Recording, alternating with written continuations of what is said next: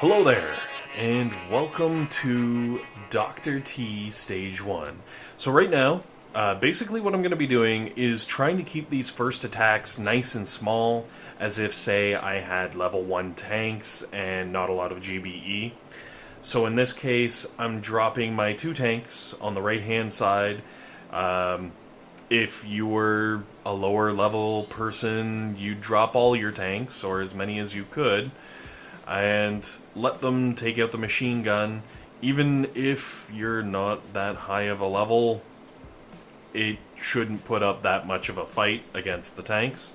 And then just flare over to the right, and you're perfectly safe. I'm obviously going to dump some GBE to help speed things up and make sure that, the attacks go at a relatively decent pace. So we're going to jump into number 2, which looks scary because that's a level 22, I guess, mortar? Maybe a level 21, I'm not 100% sure, to be completely honest. But the point is, with my one set of tanks, I can drop out to the right-hand side, flare them over near the crates, and let the natural progression and pathing of the tanks bring them up close to the HQ, while also getting me some extra energy for the gunboat. And then, when they naturally end up in the right place, they're out of range of that mortar. So even if you're a level 1 tank, you can sit there all day just bombarding away at that HQ until you get the win. Honestly, the biggest thing you're going to have to contend with is possibly time. And that'll skip us ahead to attack number 3. So attack number 3, obviously things are getting slightly higher level, we're notching it up a bit. You might have to be a little higher level to start taking this one on. But it starts with some GBE on that old shock launcher. Obviously for me it's one barrage because of the level. But, throw whatever you got to at that. A couple of artillery rounds, a Barty with some arty, if you would.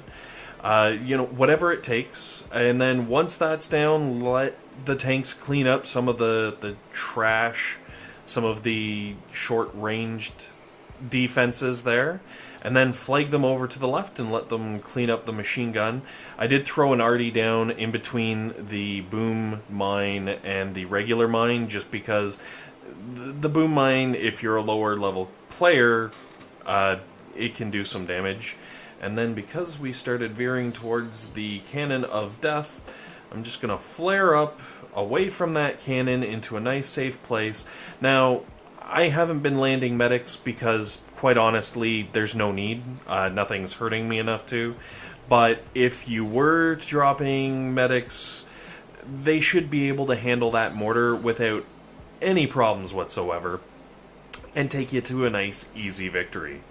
Now again, stage 4, we're ratcheting up the difficulty a little bit more. I'm going to start with some GBE down on the boom cannon and the shock launcher in the middle of the, battlefield, map, whatever. So we're going to take those out with GBE because they would do horrible things to our tanks. And then what we're going to do is land our tanks and throw a shock down on the front line boom cannon and the sniper tower. And again, I'm not landing everything to try and show you that this is very easily achievable with even lower level tanks than I currently have. I went a little overboard. I actually clicked one too many times, so I got some extra medics out there. I apologize, but honestly, in the grand scheme of things. So, anyways, once we land and take out that boom cannon, I'm gonna flare all the way to the right, let the tanks wander over, and then they can slowly come up through here, shooting away at the different defenses. If you have them, you could use critters to kind of protect yourself from the sniper towers here, but I'm assuming most people who need help through this section probably aren't going to have the critters, so I will avoid throwing them myself. But even without them and some healers backing up the tanks, they're able to get into place nice and easy. And from this point right here, they're pretty much untouched by any of the remaining defenses. And I'm just going to dump some GBE to speed things along to a quick finish. And take us to stage number 5, which admittedly is getting to the point where I have to start landing all my tanks. But if you're making it to stage 5 and making an official, legit run at it, this is what you're going to see. Obviously, the shock launcher needs to die, and so does the boom cannon nearest the HQ. The other one we can actually outrange. So I'm going to drop some GBE on my 2 primary targets just to clear them out. And this will allow me to drop my tanks on the beach so that I can start taking out those machine guns, which are, let's face it, easy pickings for my tanks, and get myself some free GBE. I'm going to also take out the boom cannon for later on in the attack when it's going to actually matter. And then flare all the way to the left and throw down a shock on that cannon, because that cannon will do horrible, horrible things if left unchecked. Once that cannon's down, though, it's nice and easy. We can absorb the GBE from these short-range defenses. I don't know why my tanks went that close to the flamethrower. That's kind of weird. And I'm going to actually flag them over just to keep them away from that boom cannon, because boom cannons scare me. Especially when, you know, they start getting the bigger boosts on the later levels of Dr. T. So I'm going to throw some critters down in front of the sniper tower, because it'll take out my mines. It'll also give the sniper tower something to shoot at rather than my tanks, which is good because one of my guys is getting, or I guess in this case one of my girls is getting relatively low on health. So I'm going to flag them up into the top left corner and throw some extra healing down just to help out those poor medics who have been working their butts off. And at this point, it's just one mortar that can toss mortar shells at me, and that's not going to do anything to tanks.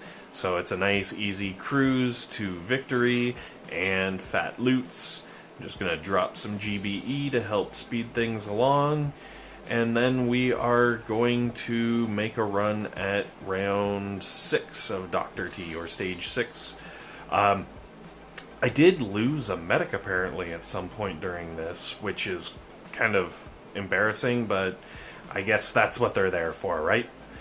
So, same as always, take out the big dangers to the tanks, which are the shock launchers, because they'll grind your progress to a complete halt, and the boom cannons, because they will kill the crap out of you. So, a little bit of GBE down on the shock launcher first, because it's going to be the first one to come into range. And then the back one, because it must go. And then the boom cannon finally, because it's going to get into range very quickly. Drop another artillery right into the corner there. And then I'm going to flag everything over onto the left-hand side, throw a little extra healing down so that that flamethrower doesn't get the best of our medics, and then some critters to clear the mines, and finally a shock on that wall of sniper death, because they're boosted up enough, those sniper towers will do some work on our poor little tanks, rather. So another shock to keep the cannons, which are now in range, idle, because they will definitely do some damage to us. And now that this shock is wearing off, another round of shocks. I love the shocks. They're so powerful, and in this case, all the buildings were nicely placed to allow me to easily make use of them. I'm dropping some critters in the top corner just to distract the few remaining buildings, as my one tank here is getting a little on the low side. And then I'm going to flag up into the corner because I've got enough GBE, and it should put me out of range of the remaining defenses, just because a couple of the tanks were kind of drifting off there to get attacked. And once we're up here, it is smooth sailing. The sniper towers can get us, but once the tanks are low enough, I'm just going to drop a smoke to make sure they don't die, and gather my loot. There we go. Nice and easy. And that is stage 6 with, I guess it would be 12 tanks and 8 medics. Thanks very much for watching, guys, and good luck with your attack.